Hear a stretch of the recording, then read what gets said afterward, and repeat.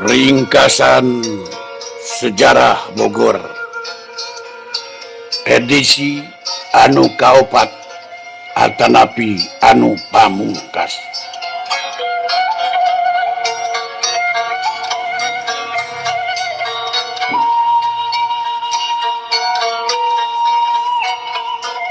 Kacaturkeun dina tahun 1745 Masehi, distrik Cisarua, Pondok Gede, Ciawi, Ciomas, Cijeruk, Sinang Barang, Balubur, Dramaga, jeung Kampung Baru dijieun jadi wilayah pemerintahan disebut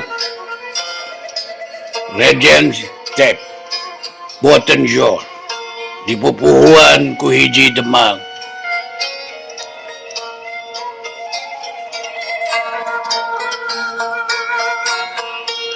Dina ping 7 Juni 1745 Masehi,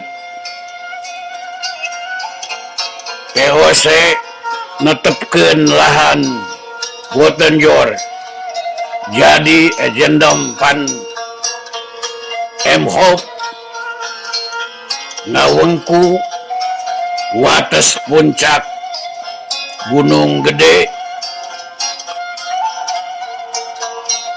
puncak Talaga Warna, Mega Mendung, Ciliwung, Muara, Cihideng, jeung puncak Gunung Salak.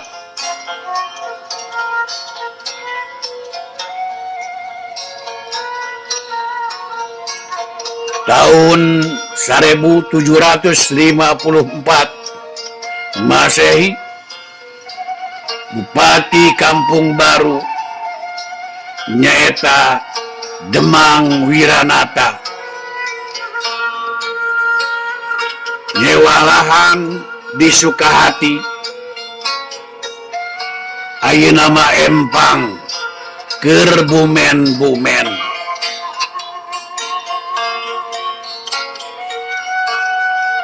Ari Demang Wiranata teh nyaeta putrana Wiranat nu datar 2 anu janten bupati di Cianjur, Runayan Seusiwi Prabu Siliwang.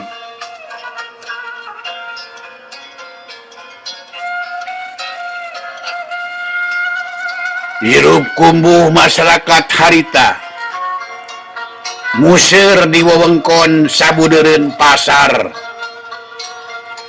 deket Kampung Baru, anu kabeh dieunakeun katelah eta pasar teh nyaeta Pasar Bogor.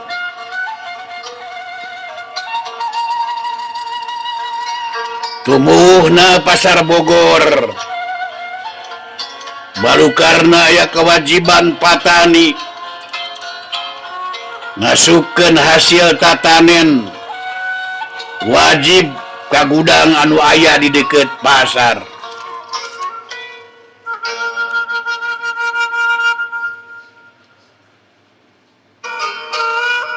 Ceuyahna campur gawe jeung jual beli hasil tani jeung sajabana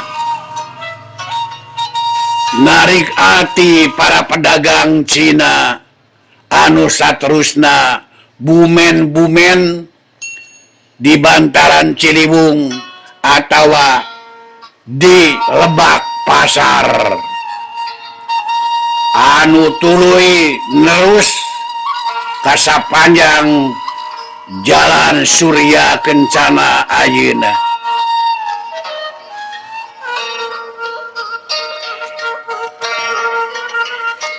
Cinekna kampung-kampung anu jadi peuseur kota Bogor aya disagigireun luar urut benteng Pakuan Pajajaran. Tempat-tempat eta tumuwuh lir ibarat sirung anu mangkar, ngarandapan sabudeureun tunggul tur ngakar ka sesa-sesa benteng Pakuan Pajajaran.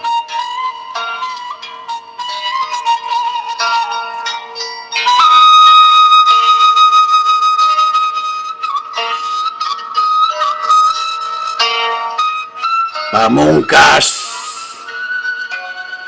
nya kitu Bogor ayeuna teh. Bogor anu mibana akar budaya Pakuan Pajajaran.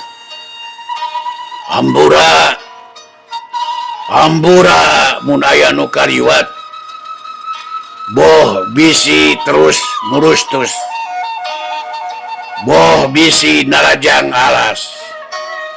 Pun sabun, ampun paralun,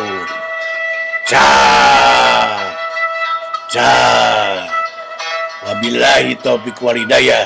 Wassalamualaikum warahmatullahi wabarakatuh.